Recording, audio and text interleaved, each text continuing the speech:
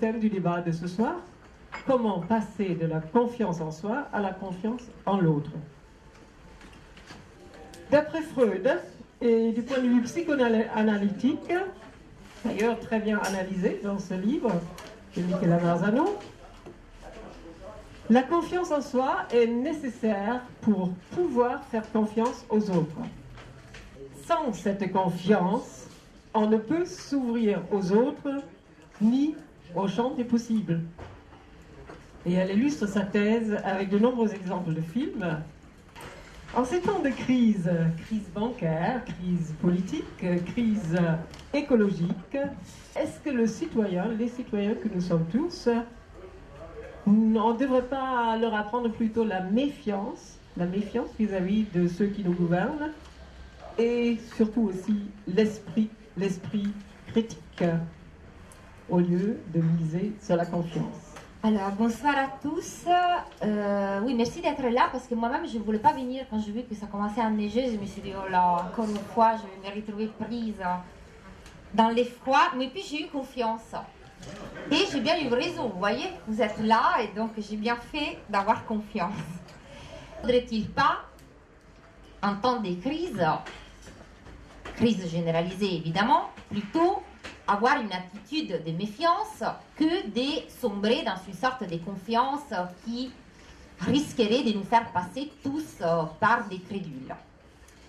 Eh bien, la toute première réponse que j'aurais tendance à dire est, en fait, non. Il ne faut pas tomber dans la méfiance. D'ailleurs, la preuve du fait qu'il ne faut pas tomber dans la méfiance est que nous y sommes. Nous sommes effectivement dans une période où la méfiance est surtout ce qui domine. Et on se méfie en principe tellement qu'il y a cette tendance dangereuse aussi, qui est celle de tomber petit à petit dans la croyance qui consisterait à dire tout le monde nous ment, et ce qui a tendance aussi à nous pousser dans ce qu'on appelle désormais une tendance complotiste, c'est-à-dire une sorte de paranoïa qui consisterait à ne plus croire en rien du tout.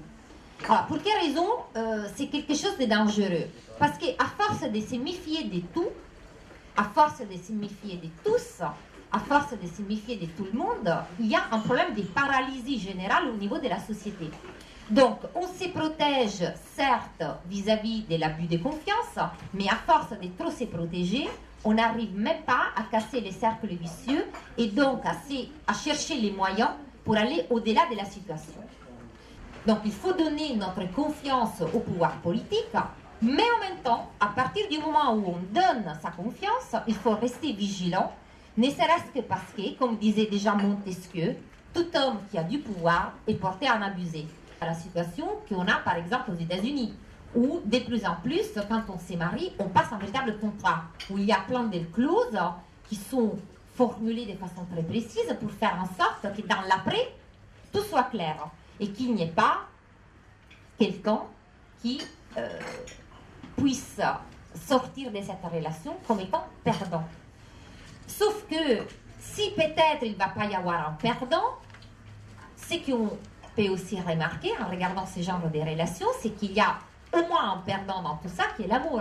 Parce que si on démarre une relation en voulant établir un contrat qui prévoit déjà la fin du rapport, évidemment, il y a quelque chose du niveau de l'authenticité des liens qui n'est pas là et qui ne peut pas se développer justement parce qu'on essaie de tout prévoir et de signer un contrat qui puisse être là pour nous protéger si les choses ne vont pas comme on aurait souhaité.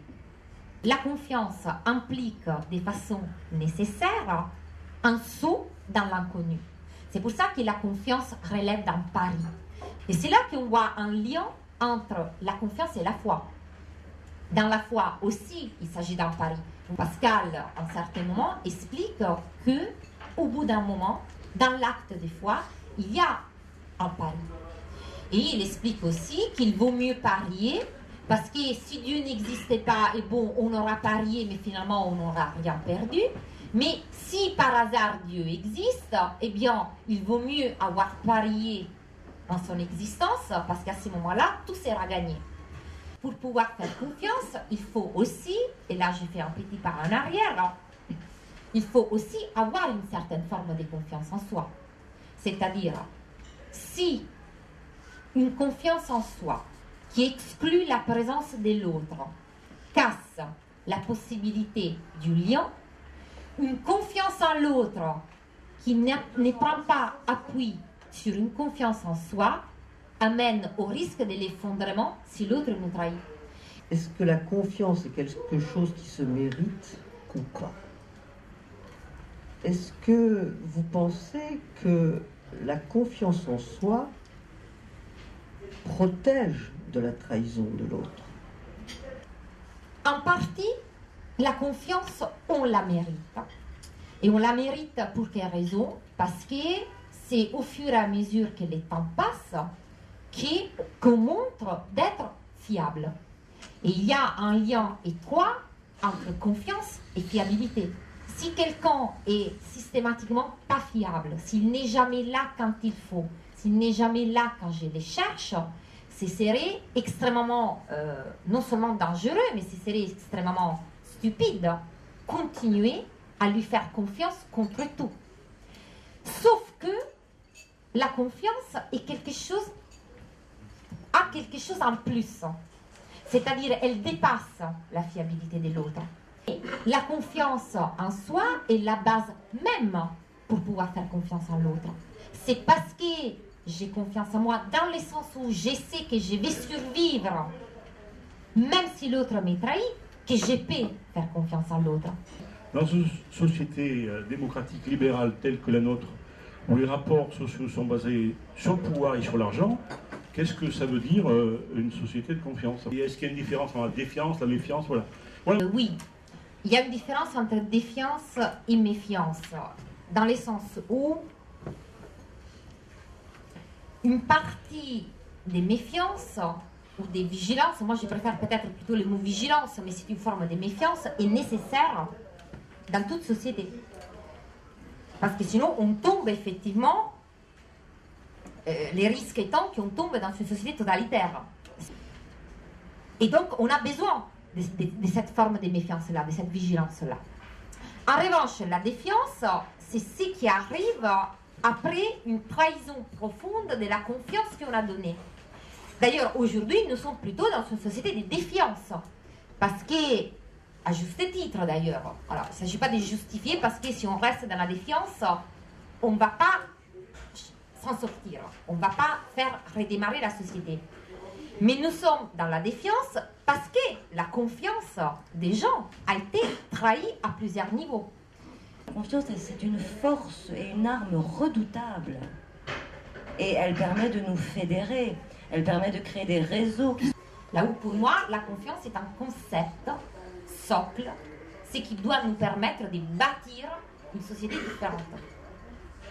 Je n'ai que des raisons de défiance, pas de méfiance. Tu as bien dit, défiance, ça veut dire qu'on se fiait, qu'on se défie maintenant. On se retire d'un processus de confiance. Est-ce que c'est pas au discours démagogique, au discours des sophistes en quelque sorte, hein, si on veut faire de la philosophie, là, auquel s'adresse votre critique? Kant, qui est le philosophe qui dit qu'il faut dire toujours la vérité, et qui fait du fait de dire la vérité un véritable devoir moral, explique aussi qu'il y a une différence entre vérité et franchise. C'est une chose de dire la vérité, ce n'est une autre de tout dire. Et déjà vous remercier très sincèrement, vraiment, parce que ça m'a beaucoup aidé. J'ai compris quelque chose de nouveau. J'ai compris que la confiance, qui est finalement le seul espoir sociétal, je dirais, le désespoir personnel étant l'équivalent de la méfiance sociétale, j'ai compris que la confiance, elle se basait sur le fait que nous pouvons constater, grâce à Winnicott entre autres, que nous pouvons survivre à la séparation. Je vous remercie tous pour votre attention.